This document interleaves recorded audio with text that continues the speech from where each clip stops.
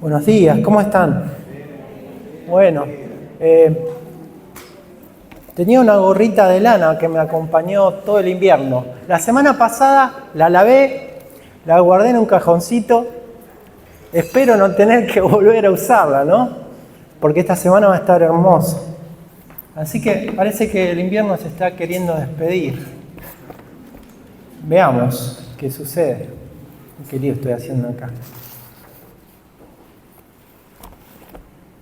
Bueno, en esta oportunidad, para aquellos que nos visitan y que no saben lo que estamos haciendo, estamos compartiendo, a partir de enero comenzamos a compartir la carta a los romanos y ahora estamos por el 11. Un largo camino hemos tenido. Y vamos a arrancar con Romanos 11, por favor, búsquenlo, Romanos 11, 1 al 10. Y yo le puse como título Remanente escogido por gracia. La verdad que esta es la primera vez que utilizo un título para una prédica que es exactamente igual a un párrafo del que vamos a leer. Porque otras veces utilizo títulos para las prédicas que tengan que ver con el tema. Pero en este caso en particular, el Señor puso en mi corazón la intención de poner este título, que lo sacamos del mismo versículo. Entonces, remanente escogido por gracia es el título. Vamos a leer Romanos 11, del 1 al 10. A ver qué dice. Y el título, en esta versión, la versión Reina Valera contemporánea, que nosotros estamos acostumbrados a leer en esta iglesia, y en otras versiones, la verdad, en un montón de versiones, el título dice El remanente de Israel, ¿sí? Y empieza, por lo tanto, pregunto, ¿acaso Dios desechó a su pueblo? De ninguna manera. Porque también yo soy israelita, descendiente de Abraham y de la tribu de Benjamín. Dios no desechó a su pueblo, al cual conoció desde un principio.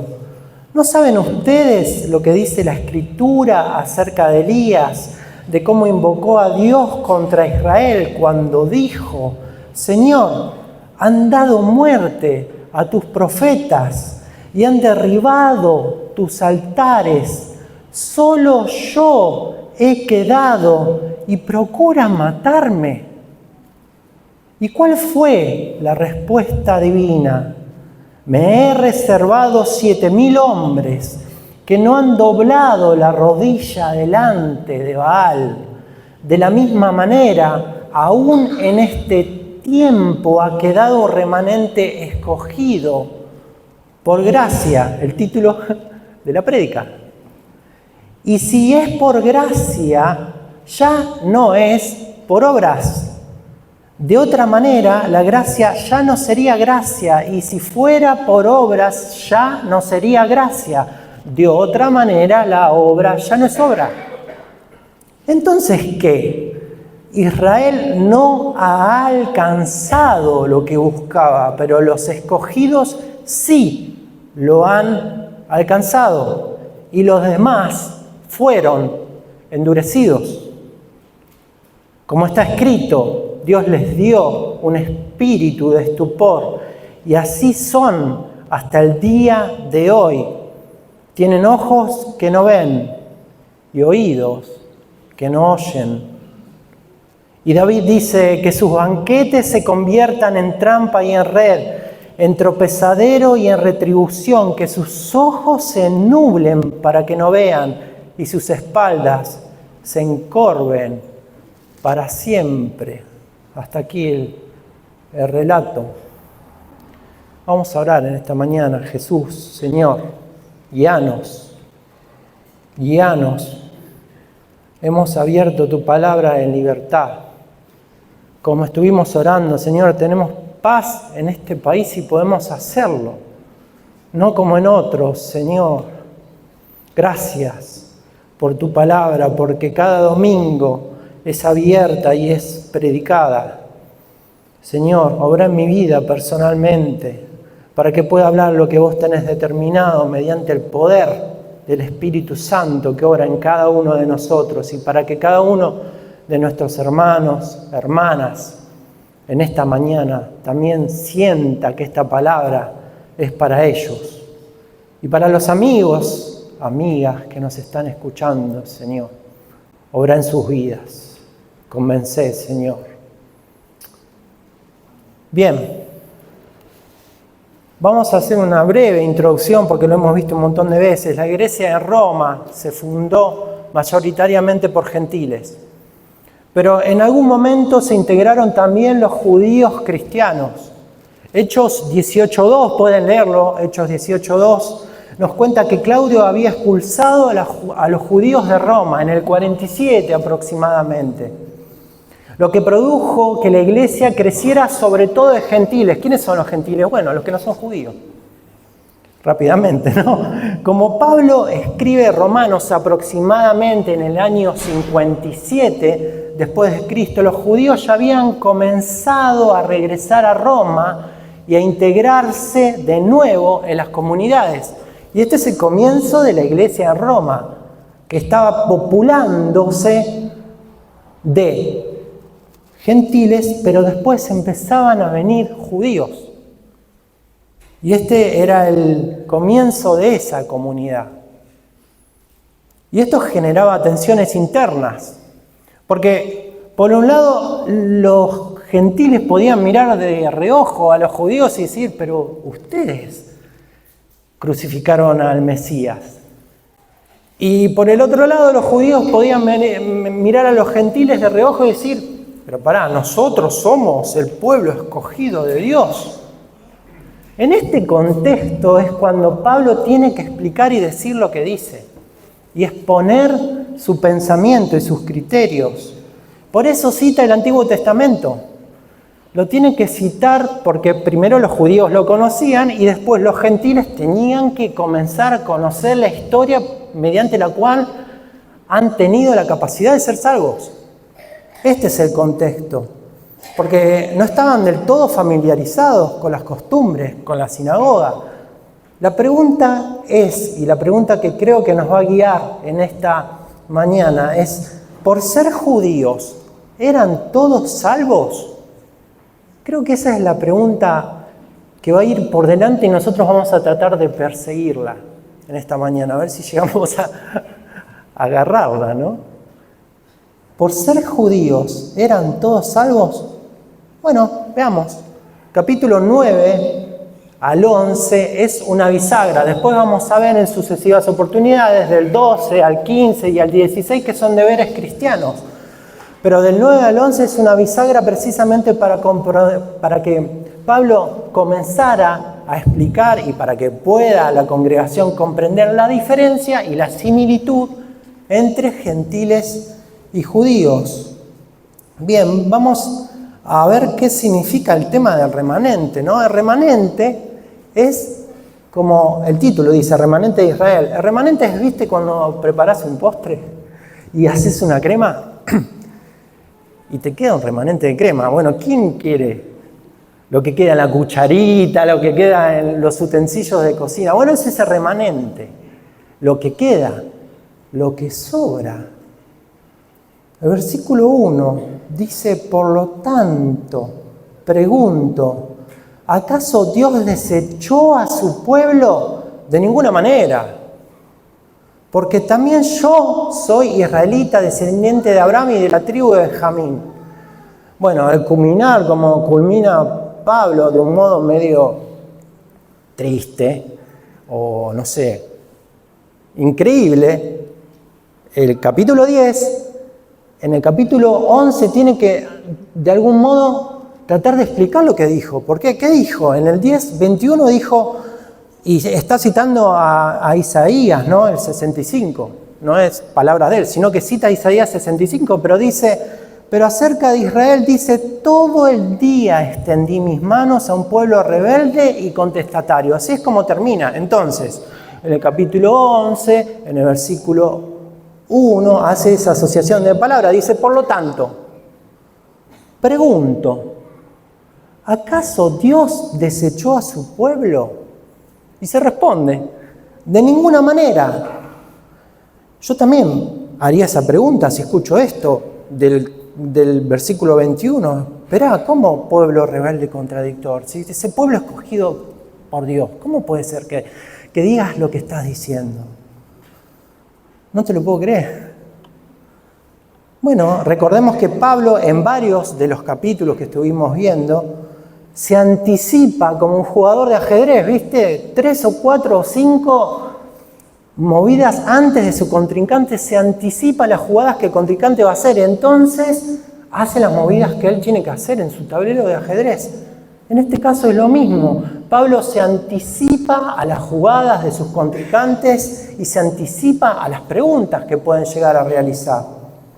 Comienza con una pregunta: ¿acaso desechó Dios a su pueblo? La traducción de la palabra desechar es un poco fuerte en el griego y lo que quiere decir es como arrojar afuera, tirar. Es un desecho terrible, pero es así. Y es la traducción y ese es el griego. Y eso es lo que Pablo utilizó. ¿Acaso Dios desecha a su pueblo? De ninguna manera. Él es taxativo, responde, como hemos visto en otras oportunidades. No, para nada. En nuestra jerga, ni a palo. Dios no desechó a su pueblo. Es contundente. A diferencia de otro texto, como por ejemplo Romanos 9:14, que también utiliza la misma expresión, de ninguna manera, y lo hemos visto, lo que hace Pablo ahora, a diferencia de lo que está haciendo Romanos 9, no es citar rápidamente al Antiguo Testamento. Cita su propia vida. Y después sí, vamos a ver el Antiguo Testamento porque lo cita. Y habla acerca de Elías en Primera Reyes. Pero ahora dice, espera, Dios no desecha a su pueblo. No. Se pone en primer lugar, y habla de su propia vida. Hello, yo soy judío, soy israelita. ¿Qué es lo que dice? Yo soy descendiente de Abraham y de la tribu de Benjamín, a diferencia de, Filipenses 3:5, donde hace su currículum y dice absolutamente todo lo que es, del linaje que viene, dónde estudió. Acá hace como un currículum un poquito más escueto, porque para muestra sobra un botón. Con mi vida, yo soy esto y soy israelita. Dios no desecha a su pueblo. Acá estoy. Puedo probar con mi vida que Dios no desecha al pueblo de Israel. Versículo 2. Dios no desechó a su pueblo, al cual conoció desde un principio. Esas dos frases vamos a profundizar. Hay que profundizarlas, es necesario. Y sigue diciendo, Dios no desechó a su pueblo, porque ¿no saben ustedes lo que dice la Escritura acerca de Elías? De cómo invocó a Dios contra Israel cuando dijo, plin, plin, plin. Lo vamos a ver en el versículo 3 y 4. Pero vamos a desmenuzar las dos primeras frases. Dios no desechó a su pueblo. Esa es la primera que vamos a profundizar. Y la segunda, al cual conoció desde un principio. ¿Qué significa esto? ¿A qué se está refiriendo con su pueblo? ¿A qué se refiere? ¿A todo Israel? ¿Ese es su pueblo? Bueno, para responder a esta pregunta vamos a desarrollar un argumento del tipo canónico. Los reformados de tiempo atrás lo usaban y en esta mañana lo vamos a hacer. No puede referirse a su pueblo como todo Israel por tres motivos. El primero, porque si no Pablo entraría en contradicción. Pablo no puede estar diciendo que absolutamente todos los judíos están garantizados, que todos los judíos son salvos. Porque justo antes, en Romanos 9, Romanos 10, estuvimos viendo que explicó que muchos de esos judíos han sido endurecidos. El segundo motivo, y este quizás es el más difícil de entender, es que el Antiguo Testamento podría llegar a entrar en contradicción. ¿Y por qué? Bueno, porque podemos verlo en Jeremías 29:11. Voy dejando versículos para que puedan leer en la semana. Jeremías 29:11, Salmo 127, Salmo 91, en donde estos pasajes hablan de bendiciones, protecciones y plan de Dios que Dios tiene para su pueblo. Si aplicamos estos textos a todo Israel sin distinción, caemos en contradicción con la realidad histórica. ¿Por qué? Y porque muchos fueron de los israelitas juzgados, fueron destruidos, fueron exiliados. Pero si entendemos que estas promesas son para el Israel fiel, el remanente, para los que creen, bueno, es como que todo cierra. Y el tercer motivo por el cual no se refiere a Israel como a todos, sino remanente, es porque si no, Cristo entra en contradicción, Cristo mismo. Mateo 23:37 y su homónimo o su paralelo, que es Lucas 13, es un pasaje que muchos conocemos. Y dice: Jerusalén, Jerusalén, que matas a los profetas y apedreás a los que son enviados. ¿Cuántas veces quise juntar a tus hijos, como junta la gallina a sus polluelos debajo de sus alas, y no quisiste? Agustín, referido a Mateo 23:37, comentó: todos fueron llamados, pero no todos vinieron, porque no todos fueron elegidos. Así es como podemos decir que Pablo, con pueblo, se está queriendo referir, aparte de Israel, que como los gentiles son pueblo de Dios por pura gracia. Vamos con la segunda frase del versículo 2, al cual conoció desde un principio.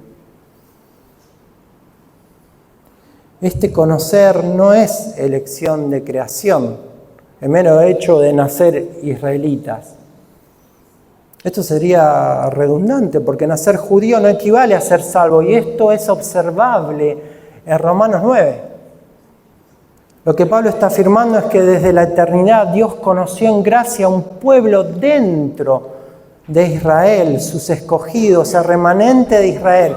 La frase conoció desde un principio, nosotros la hemos visto en Romanos 8, 29 al 30, la cadena de oro de la salvación. Y todo esto lo vimos, y lo bueno de las redes sociales es que los videos están colgados en YouTube. No tenemos que recordarlo a todos. Entonces, si no saben dónde están, nos preguntan, porque tenemos un lugar donde buscar los videos de predicaciones anteriores. Y ahora sí vamos a versículo 3 y 4. Nos habíamos quedado con una partecita del versículo 2, porque asocia el versículo 3 y 4. En definitiva, el versículo 2 dice: ¿no saben ustedes lo que dice la Escritura acerca de Elías, de cómo invocó a Dios contra Israel cuando dijo: Señor, han dado muerte a tus profetas y han derribado tus altares, solo yo he quedado y procuran matarme? ¿Y cuál fue la respuesta divina? Me he reservado 7,000 hombres que no han doblado la rodilla delante de Baal, como si fuera necesario, si no alcanzase con su propia vida. Pablo tiene que citar el Antiguo Testamento y cita a Elías, Primera Reyes 19-18. Yo quisiera hacer un salpiqueo nada más para que después en la semana puedan leerlo, pero arrancando del capítulo 16 de Primera Reyes, algunos versículos, Primera Reyes 16, 29 al 33, Primera Reyes 16, 29 al 33, nos va a servir de contexto para que podamos llegar a entender por qué Pablo utiliza estos versículos y por qué se acerca a lo que sucedió en la historia de Elías. Dice: Ahab, hijo de Omri, comenzó a reinar sobre Israel cuando el rey Asa tenía 38 años de reinar sobre Judá. Ahab reinó 22 años sobre Israel en Samaria, pero a los ojos del Señor sus hechos fueron peores que los de todos los que reinaron antes de él. Se le hizo fácil seguir los malos pasos de Jeroboam, hijo de Nabat, y tomar por esposa a Jezabel, la hija del rey Etbaal de Sidón. Además, adoró y sirvió a Baal. Y hasta le construyó un altar y le dedicó un templo en Samaria. Además, hizo una imagen de acera, con lo que su maldad superó a la de los reyes anteriores a él y provocó la ira del Señor, Dios de Israel. Ahab era hijo de Onri, pero si nosotros leemos en el 16 antes, versículo 25, Onri hizo lo malo a los ojos del Señor, su pecado fue peor que el de los reyes anteriores. Y después viene Ahab, su hijo, y el pecado de Ahab era peor que Omri, que era su padre, peor que los reyes anteriores. Una locura, porque entre que se casó con Jezabel, comenzó a adorar a un dios pagano y le hizo un altar. Y este es el contexto. Y Elías está desesperado, porque cree que es el único que está por ahí dando vueltas. El 17, capítulo 17, capítulo 18, bueno, es súper conocida la historia de Elías y los profetas de Baal, donde empieza a haber una disputa y los profetas de Baal llegan a un punto que no pueden hacer nada ante un Dios. De hecho, y coincidentemente, el nombre de Elías, del profeta Elías, es Jehová es Dios. Tremendo nombre tenía. Jehová es Dios. Y Baal era el Dios, entre comillas, ¿de qué? Del agua y de la fertilidad, de las lluvias. Pero viene Elías y le dice, esto se va a secar todo. Pará. ¿Vos me estás diciendo que tu Dios es más poderoso que Baal, que da la lluvia? Sí, dice Elías. No solo te lo digo, sino que te lo profetizo y además voy a tener que orar para que vuelva la lluvia. Porque Dios es más poderoso que Baal. Este es el contexto. 19, capítulo de Primera Reyes 19, 14. Y este texto a mí, hermanos y hermanas, me mató. Me sorprendió y me interpeló de un modo que se los quiero comentar porque fue increíble este texto. ¿Qué dice Elías? Elías respondió, es muy grande mi amor por ti, Señor. Yo quedé. Es muy grande mi amor por ti, Señor. Dios de los ejércitos, los israelitas se han apartado de tu pacto, han destruido tus altares, han matado a tus profetas y solo quedo yo. Solo quedo yo, Señor, pero me andan buscando para quitarme la vida. Y este versículo a mí me impactó terriblemente. Es muy grande el amor que tenemos por Dios. Cristian, es muy grande el amor que tenés por Dios. Es tan grande que si somos lo único que queda, vamos a seguir dando nuestras vidas por Él. Vida que no es nuestra. Si decimos que la amamos, debemos andar como Él anduvo. Para eso cada día debemos matar el yo. Y culmina citando el versículo 18. Pablo en Romanos culmina citando el versículo 18. Elías pensó que era el único que quedaba. En cambio Dios dice, yo voy a hacer que queden 7.000 israelitas que nunca se han arrodillado ante Baal, ni jamás besaron su estatua. Históricamente hasta los israelitas se arrodillaron ante Baal y dejaron de lado al Dios de su salvación, pero 7.000 hombres no. Y este es el ejemplo increíble que el gran teólogo romano, Pablo cita. Increíble ejemplo Versículo 5 y versículo 6 de Romanos. De la misma manera, aún en este tiempo, ha quedado un remanente escogido por gracia.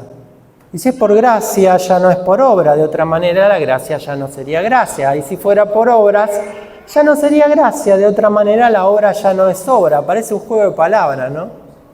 El remanente es salvo por gracia, porque está unido a Cristo. No existen méritos de condigno, méritos de buenas obras. No hay nada que podamos hacer para ganarnos la salvación. Ninguna obra es buena de parte nuestra. Puede ser éticamente, moralmente correcta. Incluso hay personas que realizan obras como por ejemplo de caridad que son mucho mejores que las nuestras. Y sinceramente es así. Pero obras de salvación no existen. Hasta incluso sabemos que todo es de Dios y de parte de Dios y es por gracia. Aún en el tiempo presente ha surgido un remanente escogido por gracia. Dice, la elección es por gracia. Y es de Dios quien la da, como también la elección de Dios que da la gracia. Dios elige y con ello provee el don de la fe. Da todo, porque como dijo Pablo en 1 Corintios, ¿qué tenemos que no nos haya sido dado?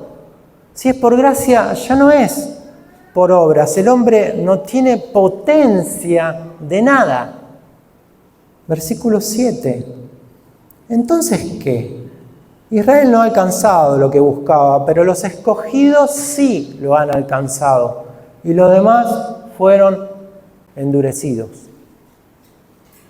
Unos fueron elegidos, el resto fueron endurecidos.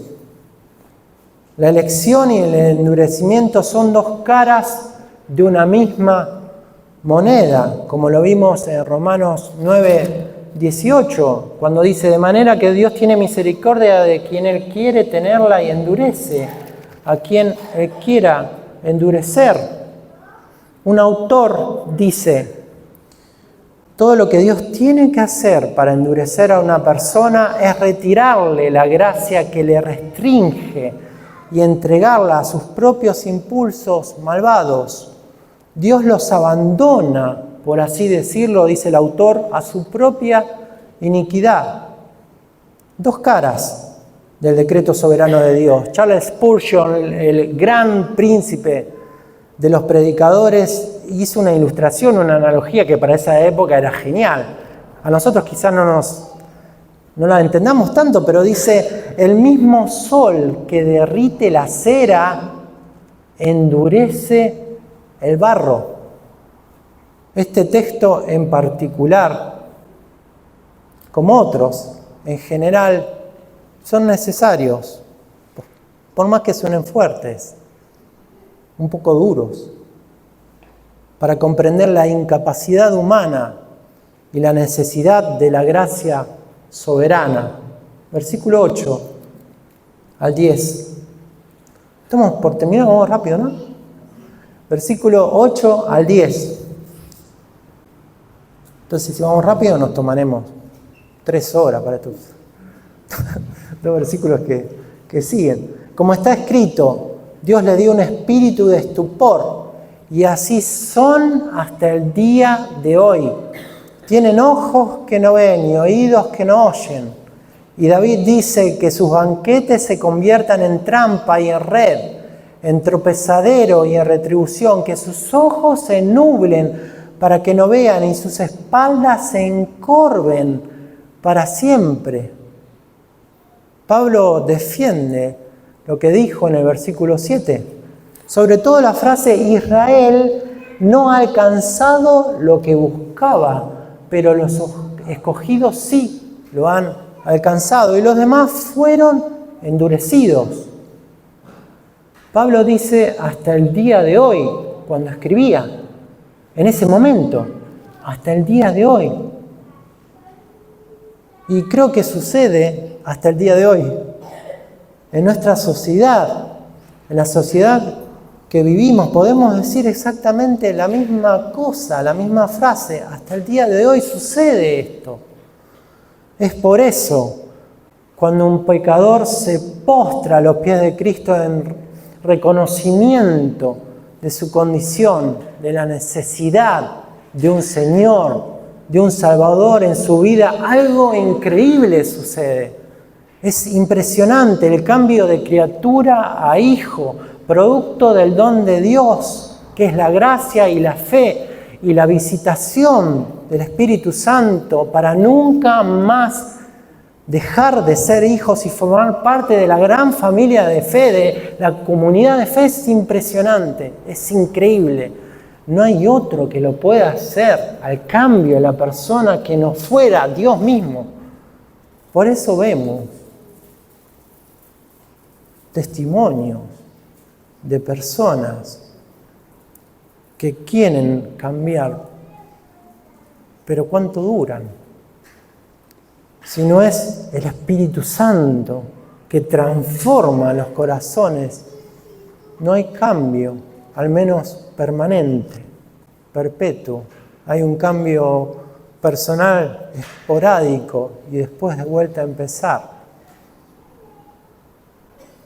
Pablo cita de modo combinado en estos versículos a Deuteronomio, cita a Isaías, cita a Salmo, Deuteronomio 29:4, pero hasta este día el Señor no les ha dado la capacidad de entender, ni de ver, ni de oír. Increíble, 40 años estuvieron divagando en el desierto. Ni sus vestidos ni sus calzados envejecieron. 40 años, yo uso una zapatilla 6 meses. 40 años. A pesar de su obstinado corazón, Dios tuvo cuidado de ellos, pero cuidado como personas. Pero el punto es que no les ha dado capacidad de entender, ni de ver, ni de oír, dice Deuteronomio. También Pablo cita Isaías 29:10, cuando habla de la ceguera e hipocresía de Israel, al decir: pero el Señor ha derramado sobre ustedes un espíritu que los hace dormir. Han cerrado los ojos de sus profetas y han echado un velo sobre la cabeza de sus videntes. Por último, cita Salmo. A David en su Salmo 69, 22 y 23. David desea que Dios lleve adelante su causa contra sus enemigos. Tenía un montón de enemigos que lo perseguían constantemente. Y dice que sean sus banquetes una trampa para ellos, que sus sacrificios de paz les sean un tropiezo, que sus ojos se nublen y pierdan la vista, haz que pierdan para siempre su vigor. Es como si Pablo se apropiara de las palabras de David y quisiera que Dios juzgue a los judíos de su tiempo por haber rechazado al Cristo. Una frase que me resultó muy curiosa, que es el final del versículo 10, que es el final de lo que nosotros vamos a hablar en esta mañana, y la tuve que investigar. Dice: y sus espaldas se encorven para siempre. Y es una metáfora de esclavitud, de servidumbre. En el mundo antiguo, una espalda encorvada implicaba carga, yugo, fatiga, sometimiento. Muy interesante como lo utiliza Pablo, porque los que son endurecidos son entregados a una esclavitud espiritual. No es meramente una dolencia física, sino una alegoría de ser incapaces de caminar erguidos en la verdad, cargados de juicio, producto de su pecado. En la época judía del Segundo Templo, este lenguaje se entendía como endurecimiento divino. Los impíos no pueden ver la luz ni andar libres, sino que viven doblegados bajo el peso de su propia incredulidad, de su propio pecado. Pablo cita el Salmo 69, mostrando que lo que debía ser banquete para Israel se convirtió en tropiezo. La mesa de sus privilegios, la ley, el templo, las promesas, en vez de llevarlos a Dios, los cegó en su orgullo. Lo importante y lo notorio es que este tropiezo no termina ahí. En última instancia, Israel tropezó con la piedra viva, con Cristo Jesús, tal como lo dijeron los profetas. Lo que era ocasión de salvación se transformó en piedra de tropiezo, porque rechazaron al resucitado, lo rechazaron. En este endurecimiento tropezaron con Cristo. Romanos 9, 32, 33, Cristo, piedra de tropezo. Hechos 4, 11, la piedra que desecharon ustedes, los edificadores. Salmo 118, 22, una profecía. Dice, la piedra que desecharon vino a ser cabeza del ángulo. Ese es Cristo Jesús. Todo el tropiezo de Israel consistió en rechazar al Mesías. Cristo es la piedra de tropiezo para los incrédulos, pero fundamento, piedra angular para nosotros, los escogidos. Y queda una pregunta en esta mañana, muy importante para mí. ¿Hasta cuándo vas a seguir tropezando con Cristo? Vamos a culminar leyendo otra carta de Corintios, otra carta de Pablo a otra iglesia en Corintios, para que puedan observar cómo todo se relaciona con todo. 1 Corintios 1, 18 al 24.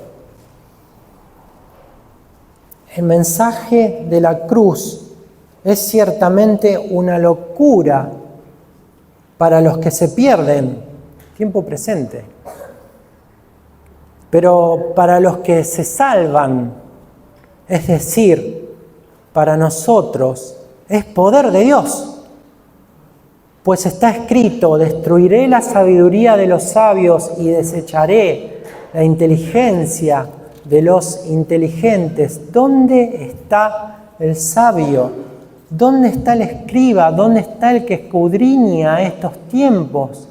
¿Acaso no ha hecho Dios que enloquezca la sabiduría de este mundo?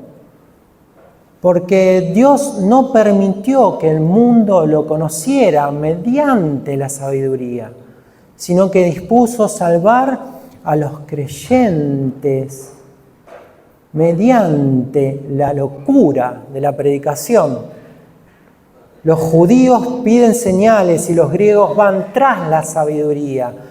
Pero nosotros predicamos a Cristo crucificado, que para los judíos es ciertamente un tropezadero, y lo vimos en Romanos. Y para los no judíos una locura, pero para los llamados, tanto judíos como griegos, Cristo es poder de Dios y sabiduría de Dios. Hay esperanza, hay vida, hay salvación. Y la salvación está más cerca de nosotros que cuando hemos creído. Es tiempo de salvación, porque Cristo, su sacrificio, fue condición necesaria y suficiente para que todos, tanto judíos, griegos, esclavos, libres, hombre y mujer, como lo dice en Gálatas 3, podamos ser uno. Como ayer y como hoy, muchos no tienen ojos para ver, ni oídos para escuchar. Su corazón y su mente están entenebrecidos por el pecado, pero Cristo puede cambiar cualquier situación. Si esta mañana en particular te han quedado dudas, y si en esta mañana has sentido que esta palabra es para vos, como lo fue para mí, cuando lo tuve que preparar, porque yo vengo acá, pero el Señor me habla a mí primero. Es increíble. Acércate a los pastores, no te vayas con duda.